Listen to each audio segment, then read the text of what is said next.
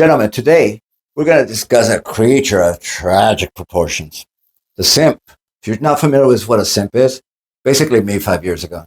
A man who puckered up so tight kissing his ex-wife's ass that he needed chapstick when he was done. A castrati lacking the courage to speak his mind because he didn't want to piss off the wife. A puseta. A man without balls. But if you've been divorced, you've been there and you don't miss that guy. It's debilitating. So how does this happen? How does a man go from masculinity to becoming a shadow of the man that he used to be? And is there a treatment? Let's discuss and let's start revving that engine.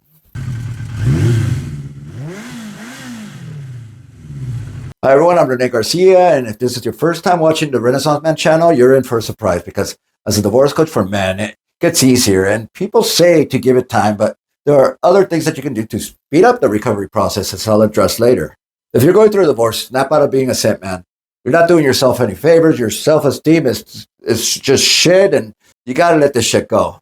Right now, you feel this moral obligation to your ex. You're still attached and tangled with this web of stress, all while proving to her how much you love her, and that's debilitating as shit. It's time that you start taking care of yourself, embrace change, pick up your chatter dignity, and show some self-respect.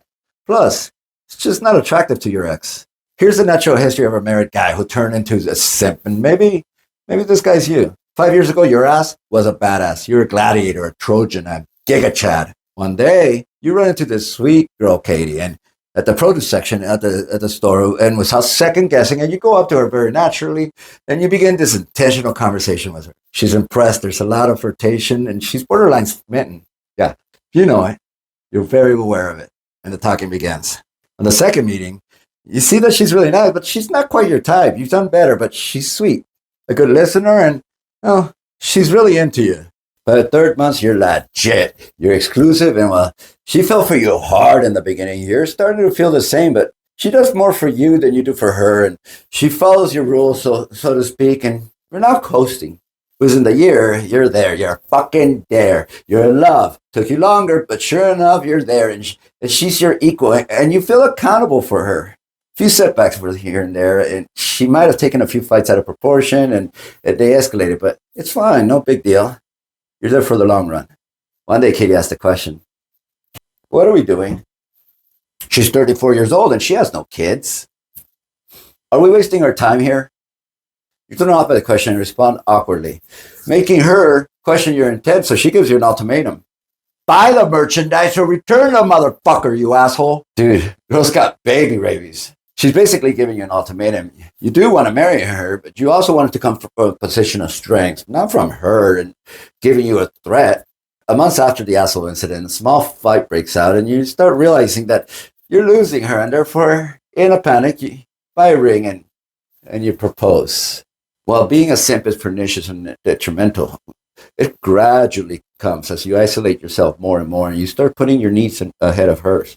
In this particular case, you put her values in front of yours, and you broke your biggest rule. And you made the biggest decision of your life under duress. You may not be her simp, but you're sure following the pattern of a simpleton. Simp for short. So as they say in Russian, zhopa. That's how you become a simp. The neediness. You feel lonely and scared. We get into a relationship and bam, your social circle, it shrinks faster than this sweater that my 16-year-old son put in the washer. I love this sweater, man. So Katie, she becomes pretty much your only adult friend, but the problem is that Katie, sweet little Katie turned out to be bossy, and she doesn't pick her battles. In the relationship, you started from a position of strength, but all that fighting is now taking a toll on you, and to avoid any potential problems, you just shut down. This was not you, but it is now, and it sucks because you're lonely. The relationship is now the other way around, as she's doing well, but you're not in a good place anymore. As you get further lonely, you start to get needy, and you become her bitch, and that's just unattractive, but you rationalize it by saying that you're doing what's best for your family. Who are you kidding? You began this relationship as the CEO. You kept her interest by keeping a position of strength, but you're losing her interest because you're slowly letting her clip your balls.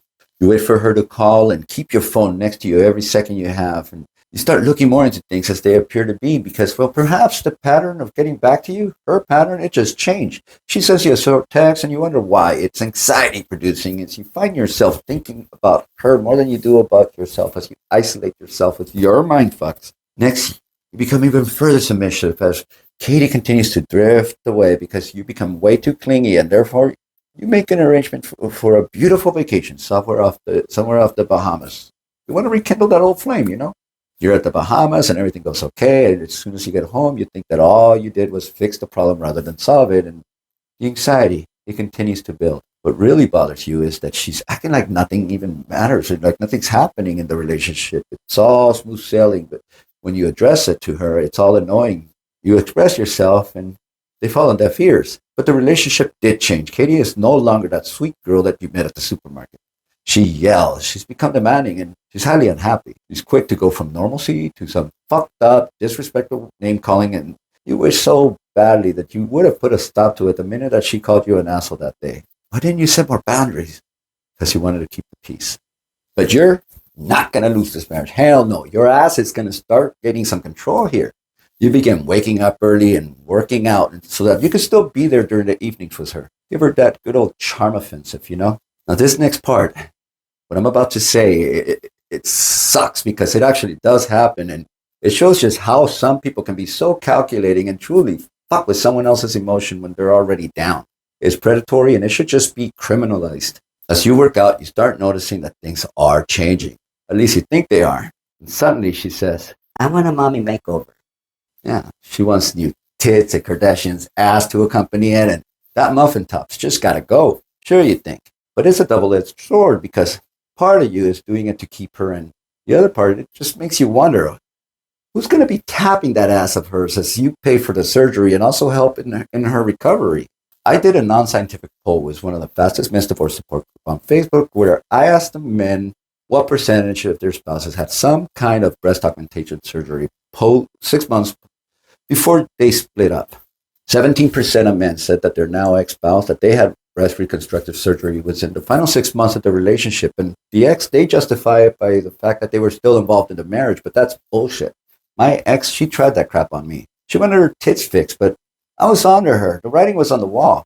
Mine wasn't involved in the marriage anymore. She just needed the money to get it done. The problem with simping is that you lose respect for yourself. And when you do that, she will also, and once she loses respect for you, game's over. By being her simp, it's hard to gain her respect, but it begins with you. You start building boundaries and you got to stop giving her permission to treat you with contempt. So start with your self-respect because if you don't, who the fuck will? And sooner or later, you're going to lose her and you're going to lose her interest and then you're in deep shit because the only challenge you'll be to her is how the fuck she gets rid of you.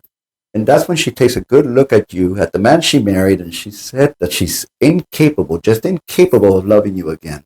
And she says to you those horrible words that she loves you, but she's no longer in love with you. So start with the redundancy and begin something new. Dare to make yourself better. Relationships, they're not about games, but everyone wants erotic love. And one way to get it is to make yourself the prize at any price. So go ahead and work on that revenge body, but don't leave it there. Too one-dimensional. I'll argue that the biggest aphrodisiac is to develop your confidence by any means necessary. And to do that, you're gonna need to change your lifestyle. Your life, it already changed. Don't waste it with regret and inertia. Work on your skills to grow, become well-read, add style to your arsenal, develop your communication. Dare I say, go through your renaissance. Gentlemen, if you're going through a divorce or breakup, join what's become one of the fastest men's divorce support group on Facebook. It's free and it's confidential. And if you're looking or wondering what a divorce coach can do for you, schedule a one-on-one with me immediately. The link for both of them are in the comment section underneath, or just click right there and it'll take you to one. Because as a divorce coach, here's what I do. Here's my specialty, my forte.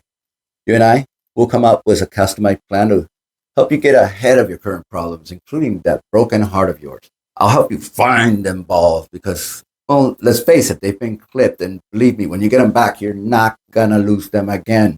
You'll demand them. Well, I'm not an attorney. I've worked with dozens of them, and I'll provide you with something that, if you haven't noticed, attorneys lack. A strategic plan, one tailored for you.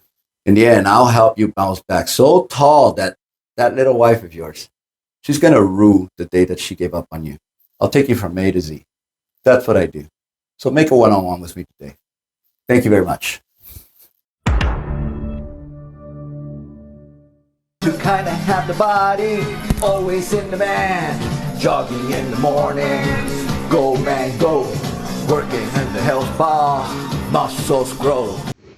Hey bud, I know that you think it's the end of your world and that you're not going to recover.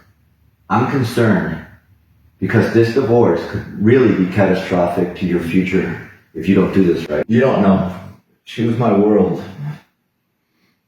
I gave her everything.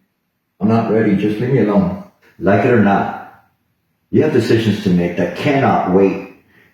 And I know you didn't ask for the situation you're in, but you got to pull out of it. Your kids and your family are concerned.